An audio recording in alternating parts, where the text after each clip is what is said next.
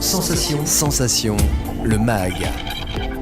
Bonjour à tous, bienvenue sur Sensation en association avec TV78. Je suis aujourd'hui avec Sania Tsvetkova, secrétaire générale de l'Onde à Vélizy. Bonjour. Bonjour. Alors l'Onde est située à Vélizy, vous proposez plusieurs choses, des spectacles, du théâtre, mais aussi des rencontres et des expositions. Cette année, vous fêtez les 20 ans de l'Onde. Est-ce une date importante pour vous ? Est-ce que vous avez décidé de faire une programmation en grande pompe pour l'occasion ? Oui, on a pensé plusieurs rendez-vous et on a fait le choix, pour pouvoir fêter ça avec tout le monde, de proposer quelques rendez-vous gratuits et dans l'espace public. Il y en a eu déjà un événement qui est passé en début de saison, donc j'en passe, mais les deux qui vont suivre, il y a la compagnie Carabosse qu'on a invitée en mois de janvier. La compagnie Carabosse, c'est des créateurs d'art de rue qui font des installations de feu absolument magnifiques. C'est extrêmement festif, très très poétique. Et on s'est dit, bon, au lieu de faire un gâteau d'anniversaire, autant inviter Carabosse avec leurs 2000 pots de terre. Ça fera une vraie fête. Donc, ils vont venir illuminer la façade et le parvis de l'Onde. C'est une installation qui dure à peu près 3 à 4 heures. Et l'idée, c'est que les gens ils peuvent venir au début, au moment de l'allumage, vers 17h, ou venir un peu plus tard, en tout cas se promener au milieu des flammes. Aussi écouter des extraits de musique, parce qu'il va y avoir un concert à l'intérieur qui sera présenté par l'école de musique et de danse de Vélizy. Boire un vin chaud, un chocolat chaud pour les petits. Mais en tout cas, ça sera un vrai premier rendez-vous d'anniversaire au mois de janvier. Et après, au mois de juin, complètement autre chose. C'est une déambulation dans l'espace public proposée par Willy Dorner, qui est un chorégraphe autrichien, qui imbrique des corps dans le mobilier urbain. Donc, ce qui donne des déambulations à chaque fois très différentes. Et il se sert de l'architecture des villes pour créer des paysages, poétiser l'espace public et nous donner un autre regard. D'ailleurs, il va y avoir un casting, puisqu'il viendra faire le casting au mois d'avril. Il n'y a pas besoin d'être danseur ou circassien professionnel, il suffit d'avoir une bonne pratique sportive et être en forme et vouloir participer à cette aventure-là. Ça sera le 10 juin. Et Carabosse, je le rappelle, 28 janvier. Oui. Alors, avant le 28 janvier, il y a bien sûr des spectacles qui sont au programme. On va commencer justement avec de la danse. Le 6 janvier, le spectacle s'appelle Ineffable. Alors, quel est le programme de cette soirée ? C'est une chorégraphe qu'on adore, elle s'appelle Jeanne Gallois, elle vient du monde du hip-hop et elle a une technique absolument vertigineuse, une danse très très ciselée, très très précise.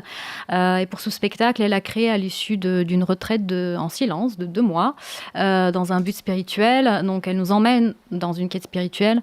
Elle utilise les mudras, vous savez, les gestes qu'utilisent les bouddhistes, qu'elle mélange avec du hip-hop, ce qui donne une signature chorégraphique assez unique. Et Jeanne est aussi musicienne, donc elle renoue avec son passé de musicienne. Elle nous emmène aussi dans un voyage là-dedans, avec des musiques sacrées jusqu'à des musiques contemporaines comme de l'électro. Donc c'est un solo, elle fait tout sur scène et elle est absolument fabuleuse. Alors on va écouter justement un petit extrait de ce qui nous attend et on poursuit juste après.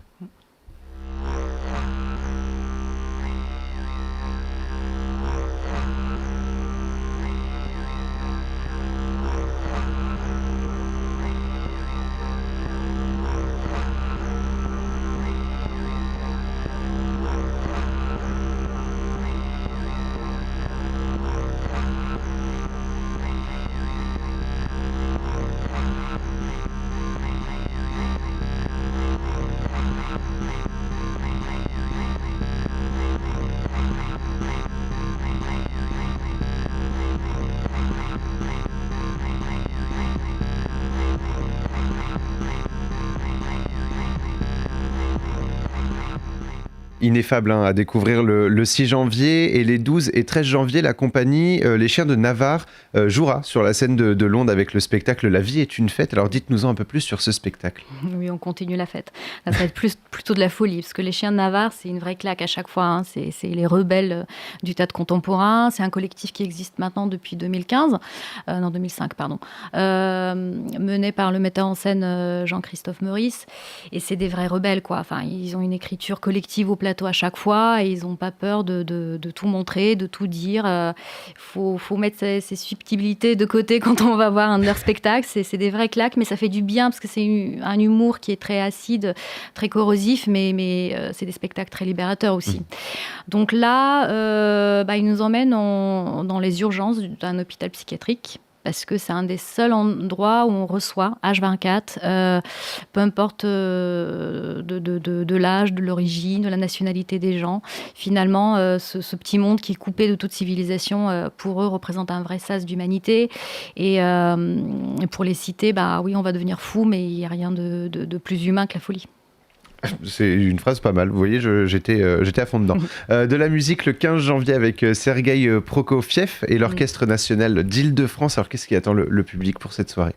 C'est un rendez-vous régulier, on accueille tous les ans, c'est une invitation qu'on leur adresse tous les ans à l'Orchestre National d'Île-de-France.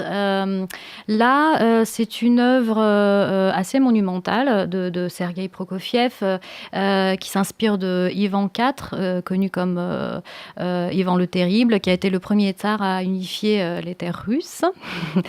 Et cette musique accompagne le film de Prokofiev, qui est sorti en 1944. Alors, c'est un film qui est sorti en 2 temps. La première partie était en noir et blanc. Le film a été suspendu a été censuré, quoi. Donc, la deuxième partie est sortie bien plus tard. C'est un programme, c'est une espèce de cantate pour mezzo-soprano, chœur, orchestre. Donc, on va entendre des chants populaires, guerrières, religieuses. Vraiment un univers assez... profondément russe. Et les 19 et 20 janvier, c'est un peu particulier car vous proposez du théâtre visuel avec Si la voiture est fétiche, l'accident ne l'est pas. C'est comment ? L'accident ne l'est pas. Oui, c'est bien ça. Qu'est-ce qu'on appelle justement un théâtre visuel et que raconte la pièce ? Du théâtre visuel, c'est un théâtre qui repose essentiellement sur l'image. Donc, c'est pas le texte qui prédomine. Ça peut être de l'installation plastique, ça peut être du mime, mais en tout cas, c'est un théâtre qui rejette une certaine forme de narration, en tout cas une narration classique. Donc, l'idée, c'est que chacun fait sa propre narration en s'appuyant sur la force des images et la polysémie des images. Aurélia Ivan, c'est une artiste qui vient à la fois des arts plastiques, de la marionnette, de la scène. Donc, elle a cette transdisciplinarité dans son parcours. Et là, elle crée une pièce autour de l'automobile, de la voiture. Cet objet que, à force de faire corps avec la voiture, de l'utiliser tous les jours, on la regarde plus pour ce qu'elle est, à savoir un objet industriel. Et en mettant la voiture sur scène, du coup, elle crée cette distance qui permet de se parler, de regarder les matériaux industriels d'une autre manière. C'est un spectacle qui n'est pas encore créé. Donc, c'est une artiste, puisqu'on lui fait beaucoup, beaucoup confiance et on adore son travail, parce qu'elle a justement un univers qui est très marquant visuellement. On l'a programmé avant de voir le spectacle, donc ça va être une surprise pour nous aussi. Et c'est plus une performance, une recherche scientifique, un spectacle au sens classique du terme. Et donc le spectacle s'appelle Si la voiture est fétiche, l'accident ne l'est pas, et ce sera les 19 et 20 janvier. Le 26 janvier, c'est le spectacle Les Faux British. Alors c'est une pièce burlesque. Pourquoi avoir choisi de programmer ce spectacle dans votre salle ? Parce que c'est une vraie bonne comédie et qu'on en a besoin. C'est une comédie qui tourne depuis 2016. Ils ont eu le Molière de la meilleure comédie et depuis, ils n'arrêtent pas de tourner. Mais c'est quand même leur dernière tournée, donc on s'est dit c'est l'occasion. C'est l'histoire de 7 amateurs de romans noirs qui décident d'un coup de monter une pièce de théâtre, mais qui ne sont jamais montés sur scène. Donc ils vont très très vite comprendre que le théâtre nécessite beaucoup beaucoup de rigueur. Et évidemment, rien ne va se passer comme prévu. Donc il y a tout un comique de situation qui est absolument irrésistible. Les comédiens, ils sont au top. C'est extrêmement joyeux et c'est l'occasion de les voir. Alors justement, on va écouter un petit extrait et on poursuit juste après. Je me demandais s'il n'y avait pas une certaine précipitation dans l'organisation de ce mariage. Mais pourquoi ne l'aimerais-je pas? Vous l'aimiez donc vraiment? Allons bon. Mais comment quelqu'un aurait-il pu en tirer profit? Ne pensez-vous pas que quelqu'un aurait pu tirer profit de la mort de votre fiancée? Elle meurt. Par exemple, Elmer. Ne me dites pas de me calmer. Je vais vous demander de vous calmer, Miss Collemore. Et donc le 28 janvier, c'est la compagnie Carabosse qui sera là à l'occasion des 20 ans. Pourquoi proposer une programmation très éclectique aux Yvelinois au sein de l'Onde ?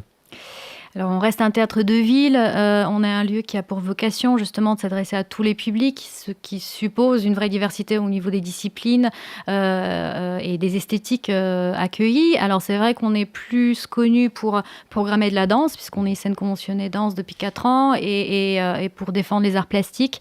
On est un peu moins connu pour une programmation familiale, mais en fait, c'est le cas. On a beaucoup de propositions pour le jeune public à partir de 3 ans. Aussi beaucoup d'ateliers par enfant à faire en famille qui sont gratuits, qui accompagnent les propositions artistiques. Et Carabosse, c'est un exemple parfait parce que c'est une proposition vraiment tout public. On peut y venir en famille à partir de 0 âge. Et on peut de toute façon retrouver toutes les informations et tous les spectacles sur votre site londe.fr. Merci beaucoup Sania Tsvetkova d'avoir été avec nous sur Sensation. Et pour revoir ou réécouter cette émission, rendez-vous sur notre site et notre application Radio Sensation.